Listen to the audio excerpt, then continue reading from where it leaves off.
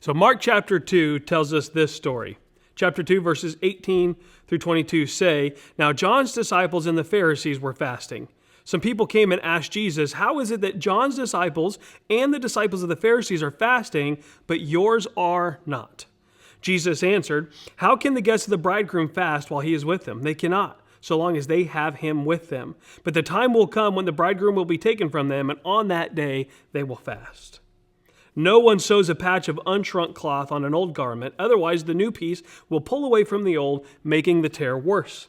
And no one pours new wine into old wineskins, otherwise the wine will burst the skins, and both the wine and the wineskins will be ruined. No, they pour new wine into new wineskins.'" So in this story, essentially what's happening is the Pharisees are approaching Jesus and they're saying, "Look, Jesus, John's disciples are fasting, our disciples are fasting, everybody's fasting. This is what we're supposed to do. Right now, we are supposed to fast. So why is it that you aren't fasting?" I mean, essentially what they're saying is, here's what we do, and why aren't you doing what we do? I think this question is really important for us even today. I mean, when you fast forward all the way into right now, and you look at church, I mean, if you take a step out and you take a snapshot of church worldwide, not necessarily our church, but church worldwide, oftentimes we can get a picture of a level of exclusivity. I mean, when you think about church, think about it, there's a lot of churches that I've been a part of, that I've seen, and maybe this happens a little bit for us right now, this idea of Christianity. I mean, we have our own language. There are words that we share with each other that folks outside of the church don't understand or don't know or haven't heard. Have you thought about that? I mean, there's ways that we dress. There's ways that we talk. There's things that we do. There's ways that we participate in this faith that we have. And oftentimes without realizing it, oftentimes without even realizing it, some of those very things that are really good and traditional for us can oftentimes become exclusive, right? It can make it uncomfortable for somebody who is not a part of the church to come in and to be a part of the church because they're not sure what's going on. They're not sure where things are. They're not sure what words to say. And I've thought about this because I think exclusivity is kind of a human trait. I mean, it feels good to us to be surrounded by people who think like us, act like us, talk like us, and do the same things that we do. It legitimizes who we are as people. But oftentimes that exclusivity can become damaging and off-putting to folks that are outside of our circles.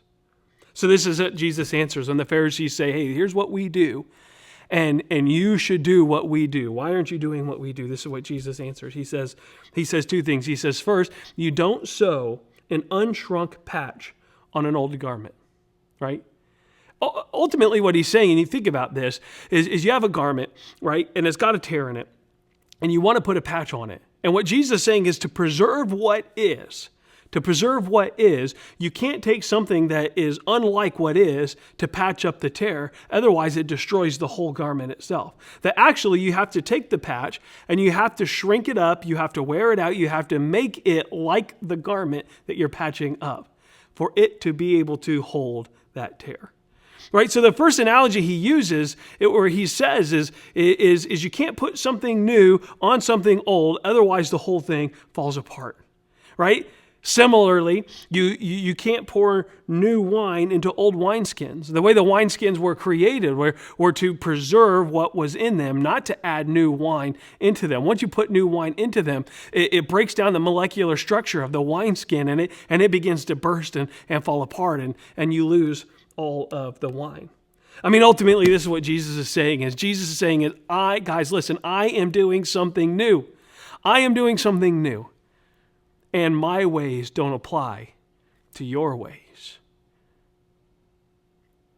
For the new wineskin, the new wine to hold, we have to have new wineskin. So Jesus was answering specifically because the Pharisees had a pattern of exclusivity based on religion. But think about us. Think about our patterns of exclusivity in our world and in our time. I mean, exclusivity today takes the form of ethnic exclusivity, economic, social prejudice, things like that. And could it be that right now, in the midst of all that's going on, that Jesus is working something new? Could it be that Jesus is working something new in the church? Right? Could it be that Jesus is working something new in you?